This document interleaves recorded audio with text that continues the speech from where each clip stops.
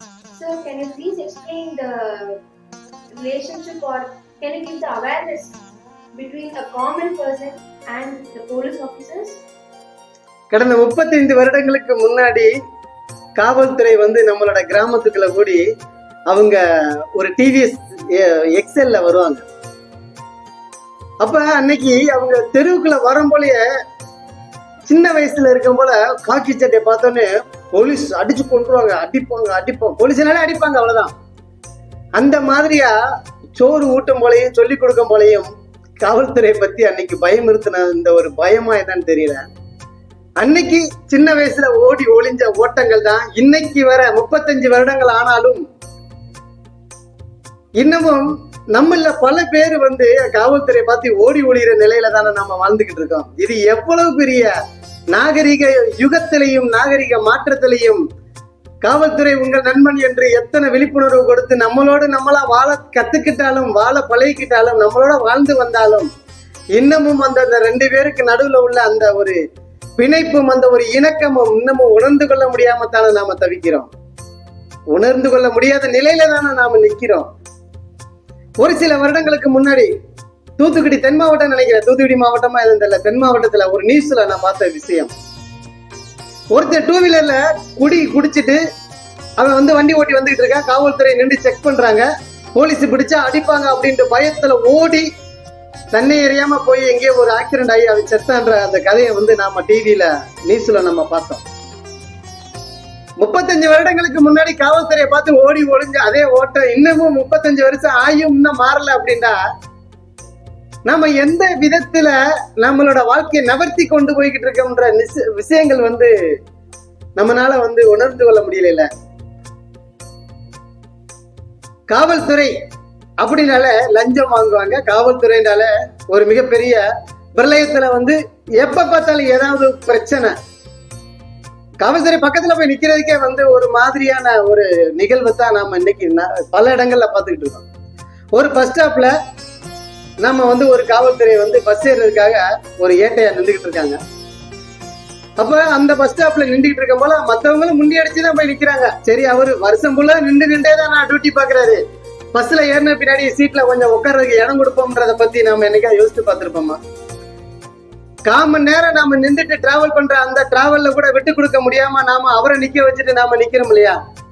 மரியாதைண்டா என்னன்றத நம்ம பிள்ளைகளுக்கு சின்ன வயசுலயே சொல்லி கொடுத்த அந்த வாத்தியார்கள் சொல்லி கொடுத்த பாடங்கள்ல அப்ப பெரியவங்களுக்கும் நம்மள பாதுகாக்கிறவங்களுக்கு நாம மதிப்பு கொடுத்து நாம இடம் கொடுக்கறதுக்கு என்னைக்காவது நம்ம யோசிச்சிருப்போமா?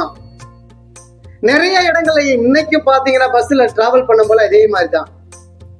இப்படி நிறைய விஷயங்கள் சின்ன குழந்தைகளுக்கு நாம சொல்லிக் கொடுக்க வேண்டிய விஷயங்களை நாம மறந்துடுறோம். காவல்துறை உங்கள் நண்பன் அப்படின்றத நாம வந்து அவங்க கத்தி நிறைய விழிப்புணர்வு கொடுத்தாலும் மூளைக்கு அந்த பூத்தை உட்கார வச்சு அவங்க வந்து மைக்க பிடிச்சு கத்துனாலும் என்ன பிரயோஜனம்? சிக்னல் போட்டது தெரிஞ்சிருந்து நம்ம முண்டி அடிச்சுட்டு முன்னாடி போய் நிக்கணும் அப்படின்றத பத்தி தான் நம்ம நினைச்சிட்டு இருக்கோம். அதை தாண்டி போகணும்னு தான் நினைச்சுக்கிட்டு இருக்கோம். எத்தனை மேம்பாலம் கட்டினாலும் இன்னமும் வந்து நம்ம ஒழுங்கு நம்மளோட சுய ஒழுக்கத்தை கட்டுப்படுத்துறதுக்கு முடியாம தானே நம்ம தவிச்சுக்கிட்டு இருக்காங்க. நிர்வாகம் அப்படின்றது வந்து எல்லாருக்கு பின்னாடி ஒரு காவல் வந்து பாதுகாப்பா நமக்கு வரணும் அப்படின்றது அல்ல, வர வைக்க முடியாது. அது எந்த ஒரு நாட்டிலையும் இல்ல. ஒரு வாகன அசம்பிள் அப்படின்றதெல்லாம் நமக்கு மேலை நாடுகள்ல நான் பார்த்ததுல சிங்கப்பூர்ல எல்லாம் உண்மையிலேயே ஒரு மிகப்பெரிய ஒரு விஷயம். காரணம் என்னடா, இவ்வளவு பெரிய மாற்றத்தை நம்மளோட நாடு அடையணும்டா இதுல என்ன எத்தனை காலங்கள் ஆகணும் அப்படின்றத பத்தி யோசிக்கும் போல ரொம்ப மண்டபையே வந்து ஒரு மாதிரியா இருக்கு. ஒரு ஆளு வந்து ரோட கிராஸ் பண்றதுக்கு கூட பக்கத்துல ஒரு போஸ்ட்ல வந்து ஒரு சிகப்பு கலர் பட்டன் பச்சை கலர் பட்டன் இருக்கும். அந்த போன உடனே அந்த பட்டனை தட்டியாச்சுன்னா அதுக்கு அடுத்து அது சிக்னல் கொடுக்கும். ஒரு ஆளு 2 ஆளு நின்றா கூட அந்த சிக்னலை பார்த்துட்டு அவங்க கிராஸ் பண்ணுவாங்க.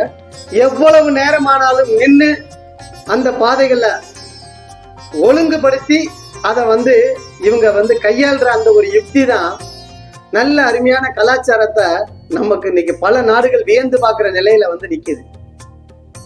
இப்ப காவல்துறையை பத்தி உள்ள ஒரு தனித்துவமான ஒரு கோட்பாடு மக்கள் மனதுல வந்து விதைத்ததுக்கு காரணம் இது நம்மளோட சமுதாய பின்னணி தான்.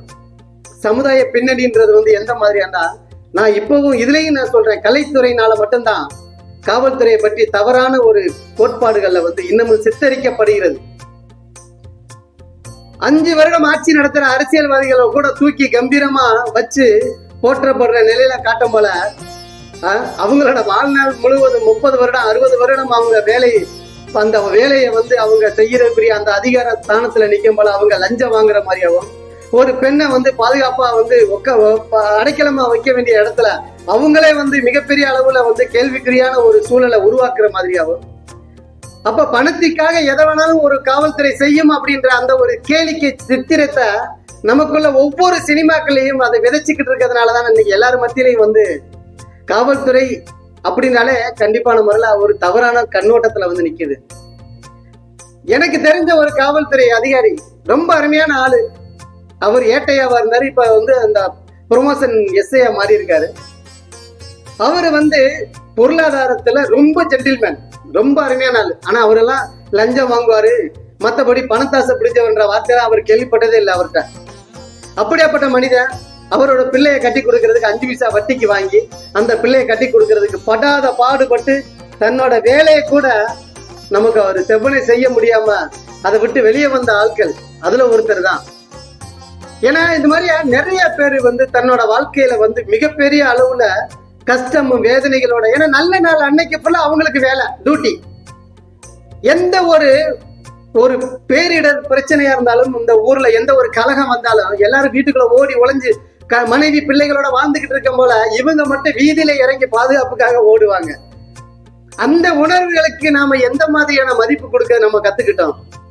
காவல்துறையை பத்தி நாம வந்து நிறைய கமெண்ட், காமெடி, நிறைய நியூஸ் இதெல்லாமே வந்து ஒரு சகஜமா ஏற்றுக்கொள்ளக்கூடிய ஒரு பக்குவத்துக்கு வரும்போல இன்னைக்கு வந்து வட கொரியா நாட்டுல வந்து பொதுவா அவரோட ஒரு போட்டோவை அவமதிச்சாலே அது மிகப்பெரிய ஒரு கடும் தண்டனையை அந்த நாட்டுல வந்து கொடுக்கறதுக்குரிய அந்த கலாச்சாரத்தை உருவாக்கி வச்சிருக்காங்க. அந்த அதிபரோட ஒரு போட்டோ காற்றில பறந்து கீழே விழுந்து தெரியாதனமா ஒருத்தன் மிதிச்சுட்டாண்டா, குப்பரடிக்க கிடந்த பேப்பரை கூட மிதிச்சுட்டா கூட அவனை வந்து மரண தண்டனை கொடுக்கறதுக்கு கூட தயங்காத ஒரு அரச நடத்திக்கிட்டு ஒரு கம்பீரமா அங்கேயும் அப்படித்தானே எந்தவித வெளி உலக தொடர்பும் சேனல்களும் இல்லாத ஒரு மிகப்பெரிய கொடூரமான ஒரு ஆட்சி நடத்துற அந்த வடகொரியால கூட காவல்துறைக்கு ஒரு மிகப்பெரிய அளவுல கம்பீரமான ஒரு ஸ்தானத்தை கொடுக்கும் போல அத்தனையும் ஃப்ரீடமா வாழ வைக்கிறக்குரிய நம்மளோட இந்திய சுதந்திர நாட்டுல இன்னமும் வேடிக்கையான பல கேலி சித்திரங்கள்னால அந்த காவல்துறையோட ஸ்தானங்கள் கொச்சைப்படுத்தப்படுது. அப்படின்னா கலைத்துறையில ஒரு பெரிய மாற்றத்தை கொண்டு வந்தால் மட்டுமே மக்கள் மனதை வந்து ஒரு பெரிய அளவுல மாற்றவே முடியும். அப்ப வந்து ஒரு கலைத்துறையினாலே மட்டும்தான் எத்தனை வாத்தியார்கள் போதிச்சாலும், எத்தனை ஞானிகள் போதனைகள் வச்சாலும், எத்தனை மேடை ஏறி அரங்கேற்றி எத்தனையோ பேர் வந்து கத்தி கத்தி தொண்டைகளையே பேசினாலும் ஒரு கலைத்துறை சாதிக்க இயலாத ஒரு விஷயத்தை யாருனாலையும் முடியாது. அப்படிப்பட்ட ஒரு கலைத்துறையினால நிச்சயம் சில பதவிகளுக்கு வந்து பொதுவா இயல்பாகவே மதிப்பளிக்க வேண்டிய ஒரு பதவிகள், அது காவல்துறையும் நீதித்துறையும் மருத்துவத்துறையும், இந்த 3 துறைகளையுமே கொச்சைப்படுத்துவதை நாம தவிர்க்க நினைத்தால நம்மளோட மனித இனத்துக்கு ஒரு மிகப்பெரிய அடையாளமா ஒரு பாதுகாப்பான ஒரு விடை கிடைக்கும்ன்றத பத்தி தான் நான் வந்து ரொம்ப அழுத்தமா சொல்றேன். ஆனா அன்றைக்கு 35 வருஷங்களுக்கு முன்னாடி ஒரு காவல்துறை வந்தாட ஓடி போய் ஒரு வீட்டுல இருந்து சேர் எடுத்து போடுவாங்க, உட்காருவாங்க. என்ன சார் வேணும், என்ன வேணும், யாரை பார்க்க வந்தீங்க, என்ன செஞ்சீங்க, என்ன நிலவரம். அதை மீறி ஒருத்தனை வந்து இவன் தான் திருடன் அப்படின்னு சொல்லிட்டு இழுத்து கொண்டு வச்சாலும் அவருக்கு முன்னாடி அந்த ஊர்ல உள்ள அத்தனை பேரும் அதுல ஒரு 10 பேராவது முன்னாடி வந்து என்ன பண்ண ஏது பண்ணன்றத பத்தி கேளுங்க அப்படின்னு எங்களுக்கு தெளிவுபடுத்திட்டு போங்க அப்படின்னு சொல்லுவாங்க. அத்தனை பேரும் அந்த பிரச்சனைக்கு வீரியம் என்னன்றது அப்பவே தெரிஞ்சுக்குவாங்க. ஆனா இன்னைக்கு வீடு புகுந்து ஒருத்தர் தூக்கிட்டு போற நிலைமை வந்தாலும் நம்ம என்னான்னு வேடிக்கை பார்த்துட்டான்னு நிக்கிறோம். அடுத்த நிமிஷத்துல சோசியல் மீடியால எதையாவது நம்மளோட புத்திக்கு உபயோகப்படுத்துற அத்தனை வார்த்தைகளையும் வச்சு பரப்பிக்கிட்டு ஒரு வாழ்க்கையவே நம்ம நாசமாக்கிக்கிட்டு தான் இருக்கோம். அப்ப இது எல்லாமே மாறணும் அப்படின்னா நம்ம ஒரு மிகப்பெரிய விழிப்புணர்வை கொடுக்கணும். அப்படின்னா இதுக்கெல்லாம் ஒரு மிகப்பெரிய ஒரு முன்னுதாரணமான இருக்கிற கலைத்துறை மட்டும்தான் ஒரு மாற்றத்தை கொண்டு வரவே முடியும். அப்படியாப்பட்ட துறை கூடிய விரைவில் வரும்ன்ற ஒரு நம்பிக்கை எல்லாமே வந்து நம்புவோமாக. 2000 உலகம் அழியும்னு சொல்லி இன்னைக்கு ஏன்னா பைபிள்ல சொன்ன வார்த்தைகளுக்கு பின்னாடி அந்த 2000 உலகம் அழிய போற டயத்துல உலகம் அழிஞ்சிடும் அப்படின்னு சொல்லிட்டு ஒரு சம்பிரதாயத்தை பரப்பி வச்சிருந்த காலம் 1999 டிசம்பர் மாசம் 19ஆம் தேதி எனக்கு ரொம்ப வேண்டப்பட்ட என் கூடவே படிச்ச ஒரு பையனோட குடும்பத்துல நடந்த விஷயம். 2000 உலகம் அழிய போதுன்னு சொல்லும்போது அவங்க வீட்டுல இருக்க 13 எருமை மாடுகள், 6 கன்றுகள். எனக்கு தெரியும், நானும் வந்து ஜெர்சி மாடு மேய்க்க போனேன் தான். பள்ளிக்கூடம் முடிஞ்ச உடனே அவனோட சேர்ந்து நானும் மாடு மேய்க்க போவேன். அவன் எருமை மாடு கொண்டு வருவான்.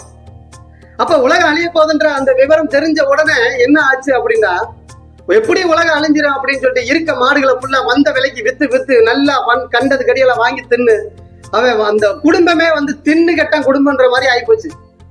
டிசம்பர் மாசம் அப்படியே நடக்க வாழ்ந்தா என்ன ஆனாலும் பரவாயில்ல, ரொம்ப ஜெகஜோதியா வாழ்ந்து செத்துரும்டா அப்படின்னு அத்தனை வித்து கடைசியில நடுத்தரு வந்ததுக்கு பின்னாடி புது வருட 2000 வருட தொடக்கத்தில் அந்த குடும்பம் வடித்த கண்ணீர்களுக்கு யாருமே வந்து ஆறுதல் சொல்றதுக்குரிய நிலை இல்லாத நிலைமையில போச்சு. இது எல்லாமே படிப்பறிவு இல்லாத ஒரு அரியாத்தனத்துல நடந்த சம்பவம் தான். இது மாதிரியா என் கண்ணு முன்னாடி நடந்த அந்த ஒரு நிகழ்வு மாதிரியா எத்தனை கிராமங்கள்ல நடந்திருக்கலாம்.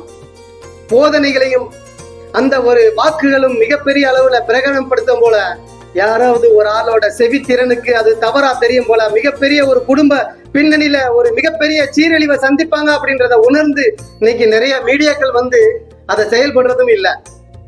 ஒரு சின்ன காமெடியான ஒரு விஷயத்தை பத்தி மீடியால பகிர்ந்துக்கிட்டா அது ஒரு மிகப்பெரிய அளவுல ட்ரெண்ட் ஆகுது. நம்மளோட நேரங்கால பொழுதுபோக்குகள்லாம் எந்த மாதிரியா நம்ம செலவழிக்கிறோம், நம்மளோட நேரங்காலங்கள்லாம் நம்ம எந்த மாதிரியா நம்மளோட வாழ்க்கையை நகர்த்தி கொண்டு போய்கிட்டு இருக்கோம் அப்படின்றத பத்தி நம்ம இன்னும் உணரவே இல்லை. மாற்றங்கள் ஒன்றே மாறாதது அப்படின்றது மாதிரியா எல்லா நிகழ்வுகளும் மாறிக்கொண்டே போகிறது.